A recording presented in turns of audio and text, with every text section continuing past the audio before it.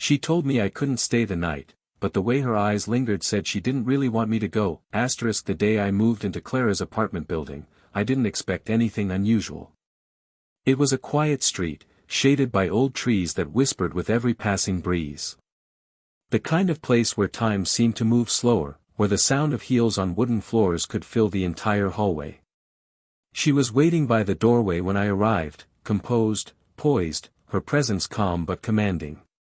Clara was in her early 40s, though the way she carried herself made her seem timeless. There was something graceful in her movements, not deliberate, just natural.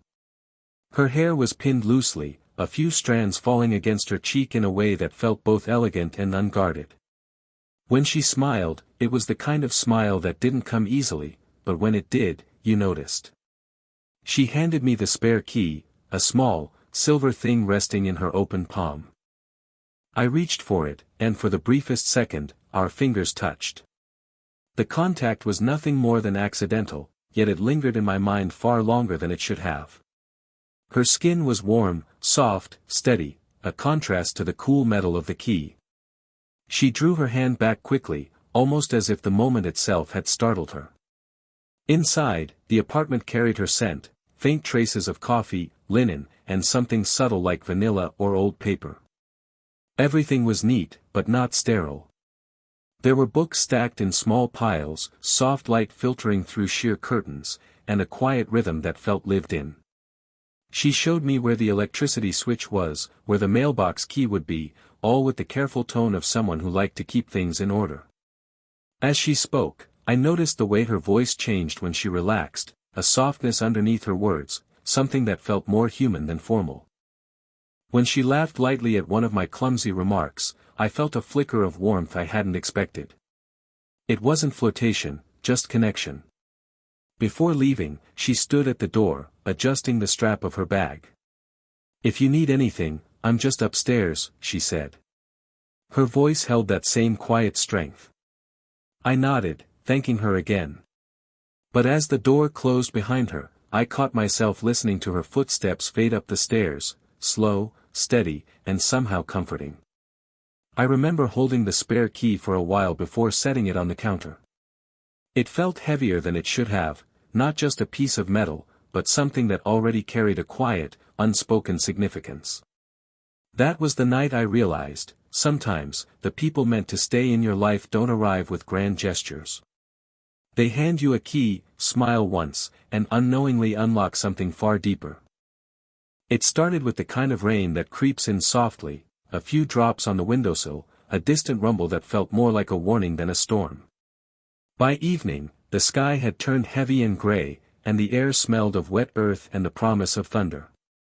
I sat by the small kitchen table, trying to read, though the words blurred behind the rhythm of rainfall against the glass. The power flickered twice before it finally went out. The room sank into darkness, broken only by the faint orange glow from the streetlight outside. I was reaching for my phone flashlight when I heard a knock, gentle, uncertain, but enough to startle me. It was Clara. She stood at the door, rain dripping from the edge of her umbrella, her hair slightly damp and curling at the ends. She wore a cream-colored sweater and jeans, simple but somehow elegant. In her hands, she held 2 candles and a lighter. "Power's out for the whole block," she said, her tone practical, but her smile small and kind. "I thought you might need these." I invited her in, though she hesitated for a moment before stepping across the threshold. The apartment seemed to breathe differently when she entered, warmer, softer, as if the walls themselves recognized her presence. She set the candles on the counter, lighting them one by one. The flames cast long, shifting shadows across her face, softening the lines around her eyes, giving her a quiet glow. Thunder rolled again, closer this time. I offered her tea, she accepted with a grateful nod. As we waited for the water to boil, the sound of rain filled the silence between us. It wasn't uncomfortable, if anything, it felt like the world had slowed to make room for this moment. We sat across from each other at the small table, steam rising between us. She talked about how the building used to belong to her parents, how she'd inherited it after years abroad. Her voice carried a gentle nostalgia, warmth mixed with melancholy. When she mentioned how quiet the house felt most nights, her eyes drifted toward the window, following the rain. I found myself studying her, not out of boldness, but curiosity. There was something about the way she looked at the storm, as if it mirrored something inside her. Then, as she leaned forward to relight a flickering candle, her shoulder brushed mine. Just a brief, accidental touch, yet enough to send a ripple of awareness through me. Neither of us pulled away. We just sat there, two silhouettes in candlelight, listening to the rain that kept us both from leaving.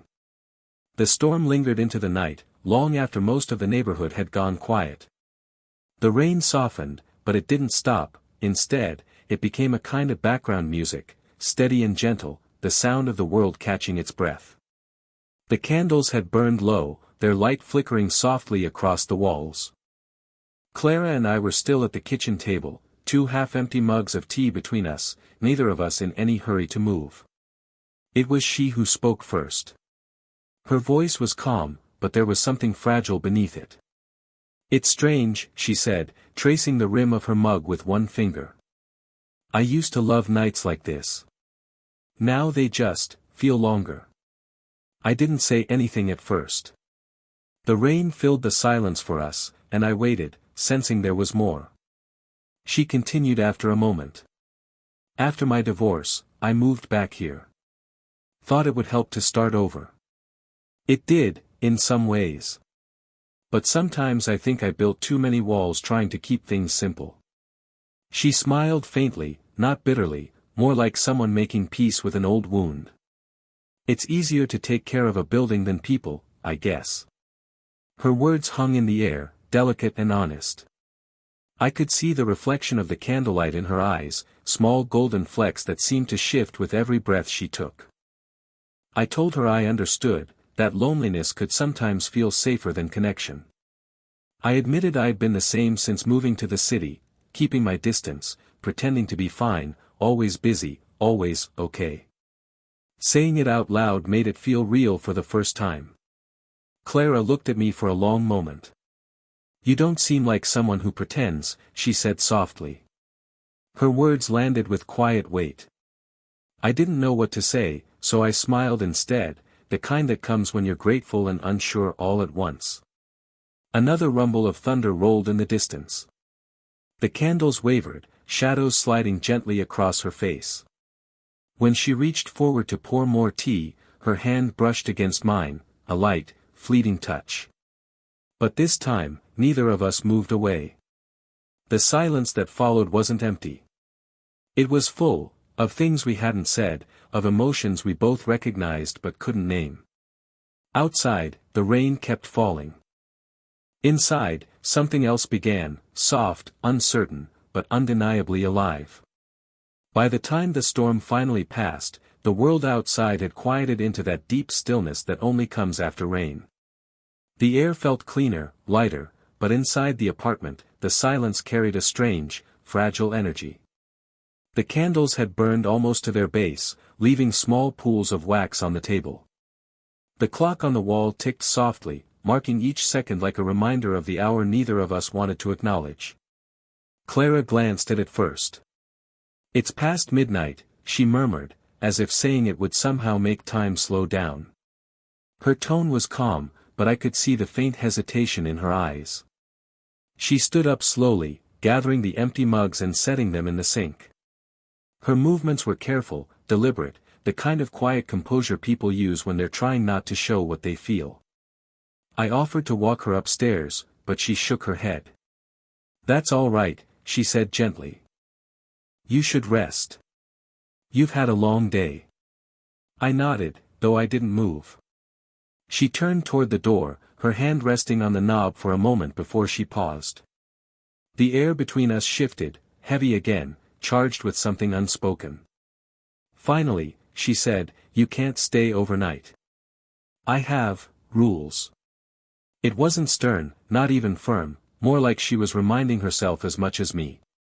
I could tell the words cost her something. I looked at her then, really looked, the faint lines near her eyes, the softness in her shoulders, the quiet conflict behind her calm exterior. "I understand," I said quietly. Then, before I could stop myself, the words came out, not rehearsed, not planned. "Then don't let me leave." The room seemed to still completely. She turned, her hand still on the doorknob, eyes meeting mine in the flickering candlelight. For a heartbeat, neither of us breathed. Her lips parted slightly, as if to respond, but no sound came. The candle flame trembled, casting her face in warm, uneven light. "I shouldn't," she began, but her voice trailed off. "I know," I said. There was no move closer, no dramatic moment, just a long, aching silence that said everything words couldn't. She finally exhaled, lowering her gaze. "Good night," she whispered, almost like an apology. When the door closed behind her, the room felt emptier than it had before.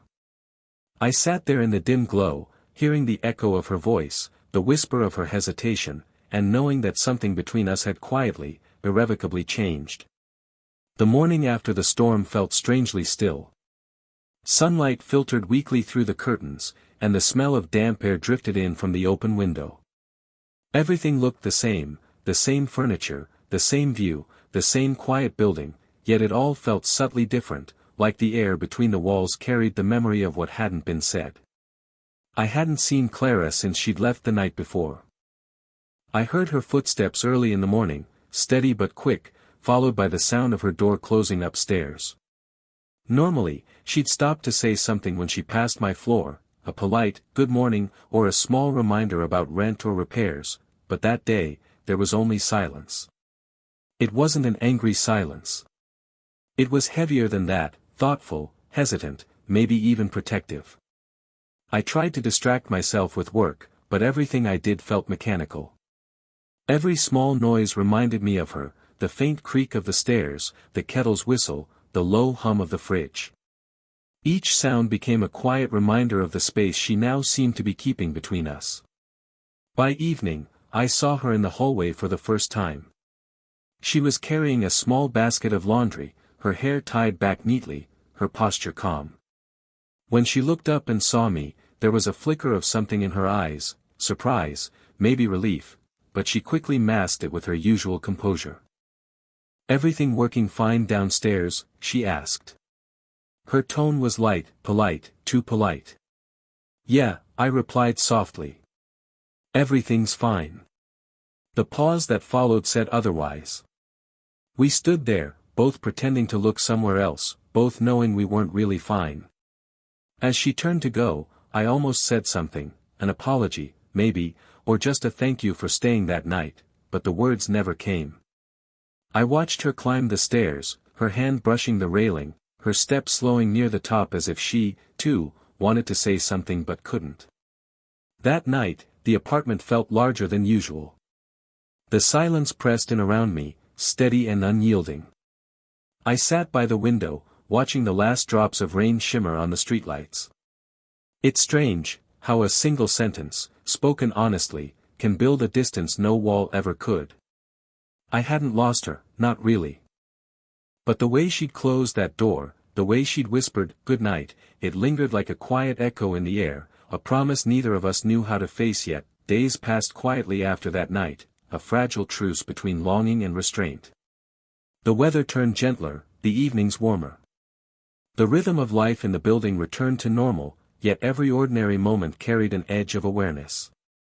I'd catch glimpses of Clara through the kitchen window or hear her voice from the hallway, polite as ever, but softer now, as though we were both guarding something delicate, afraid a single word might break it. One evening, just before sunset, I saw her in the garden behind the building. She was kneeling by a row of flower pots, her sleeves rolled up, soil on her fingertips. The light was fading, streaking gold across her skin and hair.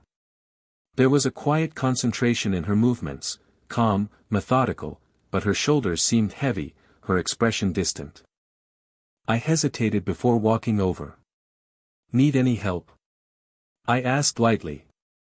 She looked up, startled at first, then smiled faintly. "You'll ruin your clothes," she said. I'll take the risk, I replied, crouching beside her. We worked in silence for a few moments, her passing me tools, me following her lead. The scent of damp earth and jasmine hung in the air, mingling with the fading warmth of the day. When she finally spoke, her voice was low. About that night, I froze, my hands stilling around the small spade. She didn't look at me, she kept her eyes on the flowers, as if speaking to them instead. I shouldn't have left things like that. You didn't do anything wrong. I get scared sometimes. Of what people might think. Of what I might think. Her honesty hit harder than any apology could. I took a slow breath.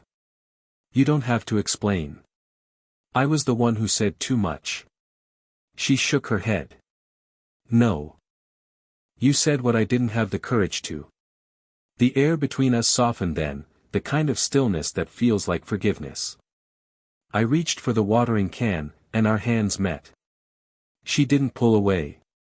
For a second, her fingers rested against mine, warm, trembling, but sure. When she finally looked at me, her eyes were different, not guarded this time, but open, quietly vulnerable. Thank you, she whispered. For what? For not leaving. As dusk settled, she stood and turned toward the house. The back door was open, light spilling out softly onto the garden. She didn't close it behind her, just left it slightly ajar, like an invitation neither of us had to name. It was a few weeks later when everything quietly came full circle. The air had turned cooler, and the evenings carried that faint chill that signals the end of summer. Life in the building had settled into a comfortable rhythm again, polite greetings, short conversations, shared glances that said more than words ever could. Yet something between us had changed. The silences were no longer heavy, they were peaceful. Familiar. That evening, Clara asked if I could take a look at the light in her living room. It's been flickering again, she said, her voice casual, but there was a softness to it, the kind of tone that holds more meaning than the words themselves. Her apartment looked exactly as it had the first time I saw it, warm lamplight, faint scent of coffee, soft classical music playing from a speaker in the corner. But now, it felt different. Less like a landlord's home and more like a place that welcomed me, a place that remembered us. As I fixed the light fixture, she hovered nearby, holding a small flashlight. Her hair was down tonight, loosely framing her face, and she'd changed into a simple cardigan and jeans. It wasn't about appearance, it was the comfort in the way she stood there, unguarded, trusting. When the bulb finally steadied, the room filled with a calm, golden glow. She smiled, a small, genuine one that reached her eyes. You've saved me again, she teased softly. Happy to be useful, I replied, trying to keep my voice steady, though the warmth between us was unmistakable. She hesitated for a moment, then gestured to the couch. You could stay for a bit. Just tea. It's getting late. I nodded, and we sat, not too close, not too far. The kind of distance that allows space for comfort to bloom. She poured tea into 2 cups, her movements slow, thoughtful. For a while, we talked about simple things, the garden, her plans to repaint the hallway, my work. Nothing dramatic, nothing forced. Just life, unfolding quietly. Then came the pause, soft, natural, inevitable. When I stood to leave, she didn't move right away. Her eyes followed me to the door. You can stay, she said finally, her voice barely above a whisper. If you want. There was no tension this time, no hesitation, just warmth. I nodded once, wordlessly. She smiled faintly, closing the door behind her as we both returned to the couch. The world outside was silent, but inside, everything felt alive, the hum of the lamp, the quiet beat of 2 hearts, and the peace of finally being exactly where we both belonged. Headphone. If this story touched your heart, don't forget to like, comment, and subscribe for more slow burn age gap romances. Share your thoughts below. Would you have stayed, or walked away?